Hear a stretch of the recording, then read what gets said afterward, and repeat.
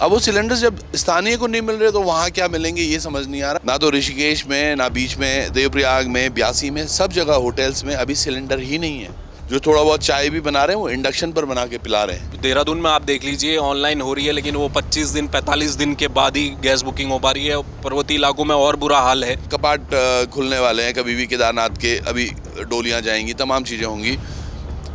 मुख्यमंत्री साहब 2 दिन पहले आते हैं, 2 दिन में अगर उनको कुछ कमियां दिख भी गई तो ऐसी कौन सी स्पेस टेक्नोलॉजी वो रात भर में लगा देंगे कि चीज़ें ठीक हो जाएंगी। 8 महीने से वो पाइप अभी तक टूटे पड़े हैं जिन पे से नल लोगों के घर में पानी नहीं आ रहा। तो क्या व्यवस्थाएं, और सच कह रहे हैं आप, बरसात अभी 1-2 महीने में आ जाएगी, फिर क्या होगा पता नहीं। कि भाई आप माइंड मेकअप कर कर आए कि आपको गाड़ी आपकी जहाँ रुकी, हो सकता है आपको लकड़ियों में खाना बनाना पड़े। जाएगा एक ही दिन ये स्टेटमेंट दे देंगे कि भैया गैस की आपूर्ति नहीं हो पा रही तो हम 5 दिन के लिए यात्रा बंद कर लें या 10 दिन के लिए कर रहे हैं। बहुत आसान है इनको बोलना, लेकिन आम जनता का क्या।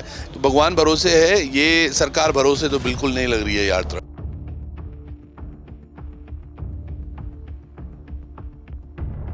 उत्तराखंड में चारधाम यात्रा का आगाज हो चुका है। पूरी मशीनरी इस बार यात्रा को सफल बनाने में जुटी है। मुख्यमंत्री खुद ग्राउंड जीरो पर जाकर देख रहे हैं हालात कैसे हैं। पुलिस अलग तरह से अपना मोर्चा संभाले हुए है।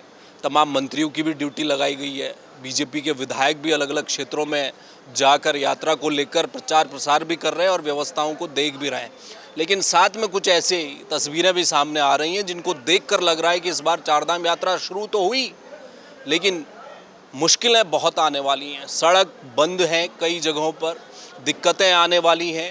एक तो वो ईरान और इजराइल युद्ध का जो असर है, क्या वो यात्रा में दिख रहा है, उससे भी दिक्कतें आएंगी। गैस मिल पाएगी, तेल पेट्रोल मिल पाएगा, ये बड़े सवाल हैं। और दूसरी तरफ पंडा पुरोहित कह रहे हैं मुख्यमंत्री से मिलकर कि साहब इस बार आप किसी को रोकिए मत, लोगों को आने दीजिए धामों तक। अगर वो पहुंच गए तो व्यवस्था कैसी होंगी। हमारे साथ त्रिभुवन चौहान है जो लगातार पिछले कई दिनों से ग्राउंड जीरो पर बने हुए हैं और पूरे यात्रा मार्ग पर एक बार घूम कर आ चुके हैं, देख चुके हैं हालात क्या है। इनसे बेहतर और कोई अभी बता नहीं सकता, क्योंकि सरकार के कैमरे से जो चीज़ें आ रही हैं वो तो सब कुछ फील गुड करा रहा है, लेकिन हकीकत क्या है। त्रिभुवन जी, बहुत बहुत धन्यवाद सर। हकीकत से इनकी जो कहानियाँ हैं बहुत दूर हैं। मैं हमेशा बोलता हूँ इनकी जो तस्वीरें होती बड़ी गुलाबी होती हैं और आंकड़े इनके किताबी होते हैं। धरातल पर यकीनन बहुत अलग है। अभी 2 दिन पूर्व ही मुख्यमंत्री जी का एक भ्रमण कार्यक्रम था जिसमें उन्होंने बोला कि भाई वो सड़क मार्ग से देहरादून से लेके और गौरीकुंड तक जाने वाले हैं, लेकिन वो सड़क मार्ग शुरू हुआ उनका रुद्रप्रयाग से और 2-3 जगह पर गाड़ी रोक के फ़ोटो ज़रूर खींची हैं और उसके बाद गुप्तकाशी में जाके वो एक बंद कमरे में वो बैठक, जो कि हमेशा से हो रही है पिछले 1 महीने से कि बैठकों का जोर चल रहा है, लेकिन अभी तक वो एक क्लियर नहीं कर पाए जो हमने बोला भी था कि जो आम दुकानदार है या होटल व्यवसायी है वो डिमांड कर रहा है कि हर हफ्ते हमें रुद्रप्रयाग के ऊपर 7 से 8 हज़ार सिलेंडर चाहिए होंगे। उनकी कोई बात नहीं हुई, ना ही ये खुलकर बोल पा रहे हैं कि हमारे पास, हम समझ रहे हैं युद्ध है, आप सीधे सीधे बोल दीजिए भैया युद्ध है, आप अपने वैकल्पिक व्यवस्थाएं भी बनाएं, आप कोयला ले लो, आप लकड़ी ले लो। ये बोलने के लिए तैयार नहीं है, वो ज़्यादा चुभ रहा है। तो अब इनकी तैयारी में तो इनके हिसाब से तो सब कुछ बहुत अच्छा हो गया, लेकिन जो धरातल पर है सर, इतनी सारी बुकिंग कैंसिल हो रही हैं। जो बस से लोग आते हैं वो अपने साथ किचन एक पार्टी लेकर आते हैं। पहले वो किचन पार्टी पहले जाती है और खाना वाना बनाती है, तब जाके यात्री आते हैं। लेकिन जब उनको, अब तक क्या होता था, सिलेंडर वहीं पे एक्सचेंज हो जाते थे जहाँ जहाँ वो जाते थे।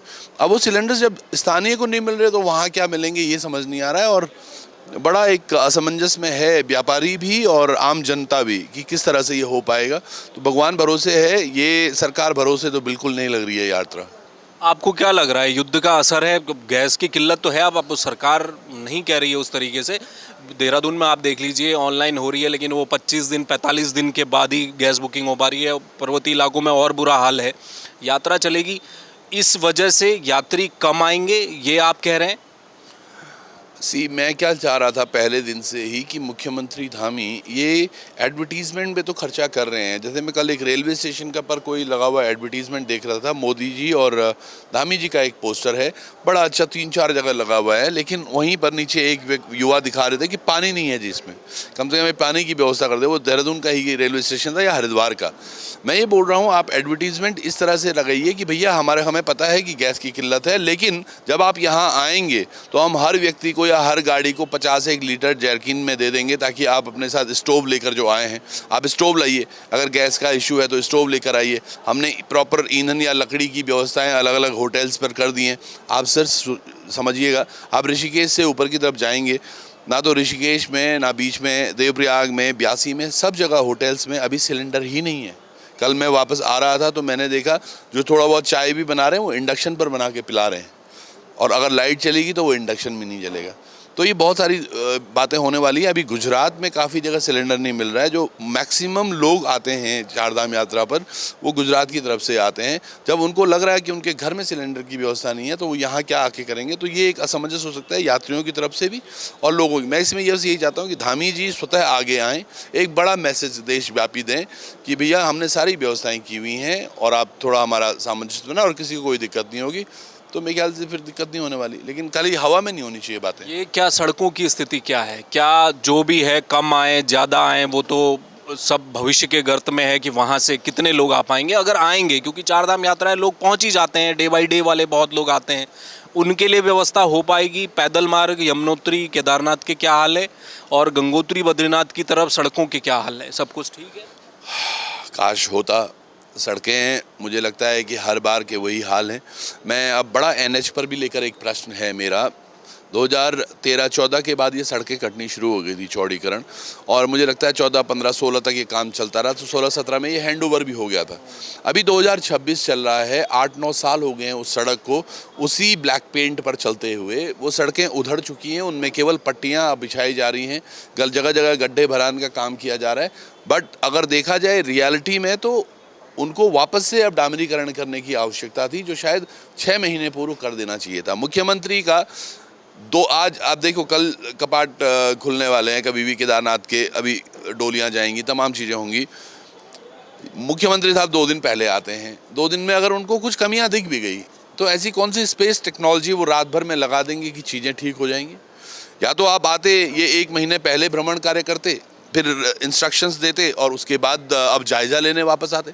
तो ये दिखावा है, और ये दिखावा लोगों को अब समझ में आ गया है कि ये लोग ये कुछ और हैं, इनके हाथी के दांत और अलग हैं। जैसे अभी महिला सुरक्षा पर ये बात कर रहे हैं, महिला सशक्तिकरण पर बात कर रहे हैं, एक बिल हमने देखा किस तरह से वो धराशायी हुआ।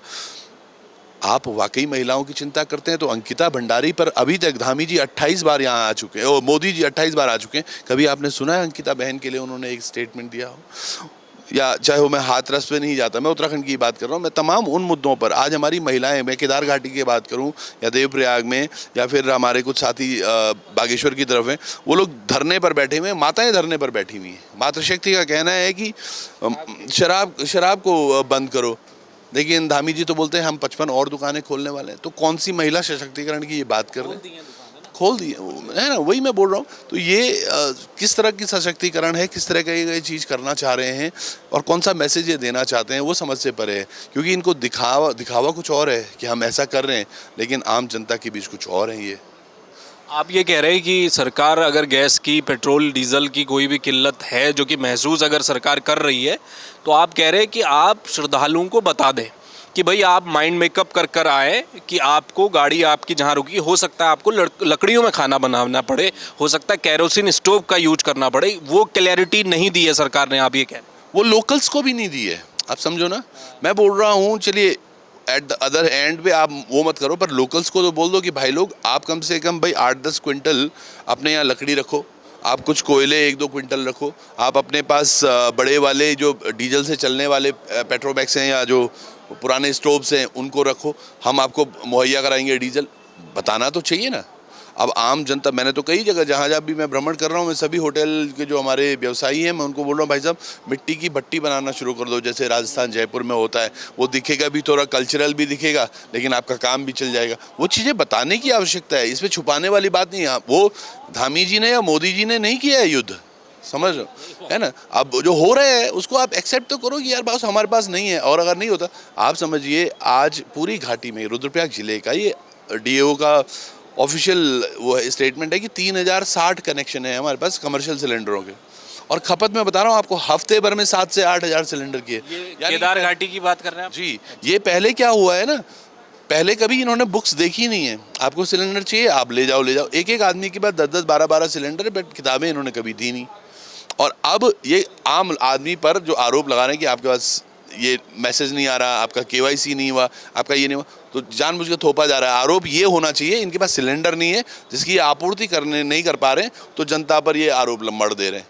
मैं बोलता हूँ समस्याएं होती हैं, हम सब लोग आपके विरोध में नहीं है वैसा, हम भी चाह रहे हैं कि यात्रा, क्योंकि 6 महीने से इंतज़ार कर रहे हैं लोग। पिछले साल भी यात्रा नहीं चली साहब, उसके पहले साल भी नहीं चली। अब की बार बड़ी एक टकटकी लगाए लोग बैठे हुए हैं कि कुछ आएगा तो हम कुछ खाएंगे साल भर।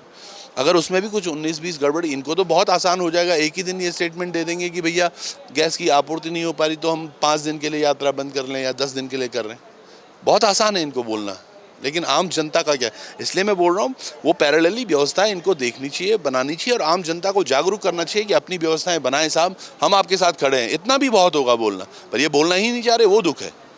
आपदा को लेकर तो खतरा रहता ही, हम तो आपदा के मुहाने में बैठे हुए राज्य हैं। पिछली बार भी भगवान न करे ऐसा हो, जो आपदा आई थी पिछली बार, क्या वो घाव अभी तक भरे नहीं हैं? वहाँ सड़कें और चीज़ें व्यवस्थित अभी तक भी नहीं हो पाई हैं। अगर इस बार ऐसा अनहोनी अगर हो गई तो आपको क्या लग रहा है कि वहाँ है व्यवस्था, सरकार उतनी तेज़ी से रिस्पॉन्स कर पाएगी? सर अब लोगों को लगेगा या आपके दर्शकों को भी कि मैं कोसता रहता हूं, पर मैं ज़मीन पर हूं सर, मैं देख रहा हूं। वो मैं छेना घाट देख के आया हूं, अभी मैं थराली गया था 2 दिन 4 कुछ मेरे ख्याल से 10-12-15 दिन पहले। हालात वैसे ही हैं और वो मुख बने हुए हैं। कहते हैं कि जहां एक बार आता है तो वहां से पानी आने का अंदेशा ज़्यादा होता है, रास्ता खुला है, तो ये तमाम चीज़ें, उन पर अभी तक काम, सड़कें नहीं बन पाई हैं ढंग से।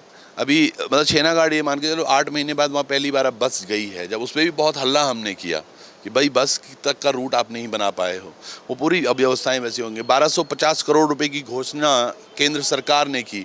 मोदी जी का हवाई दौर जो होता है उसमें इनकी टीम भी आई थी और उन्होंने 1250 करोड़ रुपए की घोषणा की, और आप यकीन मानिए 8 महीने से वो पाइप अभी तक टूटे पड़े हैं जिन पे से नल लोगों के घर में पानी नहीं आ रहा है। तो क्या व्यवस्थाएं, और सच कह रहे हैं आप, बरसात अभी 1-2 महीने में आ जाएगी, फिर क्या होगा पता नहीं। बहुत शुक्रिया, बहुत बहुत धन्यवाद। तो ये थे त्रिभुवन चौहान। देखिए ज़मीन पर जाकर जो लोग हैं वो अवेयरनेस बहुत ज़रूरी है। जो लोग बाहर से श्रद्धालु आएंगे उनका स्वागत है उत्तराखंड में, हर व्यक्ति उनका स्वागत करता है। 4 धाम यात्रा चल रही है, चारों धाम मौजूद हैं, आइए दर्शन कीजिए। लेकिन उसके अलावा सरकार की जो जिम्मेदारी हर बार देखने को ये मिलती है कि सरकार समय पर चीज़ों को व्यवस्थित करे। मुख्यमंत्री गए हैं, अब वो धरातल में कितना निरीक्षण हो पाया, सड़क यात्रा कितनी किलोमीटर की कराए, वो एक अलग विषय है। लेकिन अगर सरकार जुटी है व्यवस्थाओं में तो ये क्लैरिटी लोगों को भी मिल जाए कि क्या क्या दिक्कतें इस बार आ सकती हैं। वो गैस की किल्लत हो सकती है, पेट्रोल डीजल को लेकर किल्लत हो सकती है, या पैदल रास्ते पर जा रहे हैं तो कहीं पर रास्ते नहीं बन पाए हैं, या जो सड़क पिछली बार आपदा में टूट गई थी वहाँ की स्थिति क्या है, वो सब कुछ क्लियर करना पड़ेगा। क्योंकि एक पूरा सिस्टम चलेगा। अब लोगों को वेदर कास्टिंग है, हर व्यवस्थाओं को देखते हुए पहले से चीज़ों को जानकर आगे बढ़ने की बात खुद प्रशासन करता है।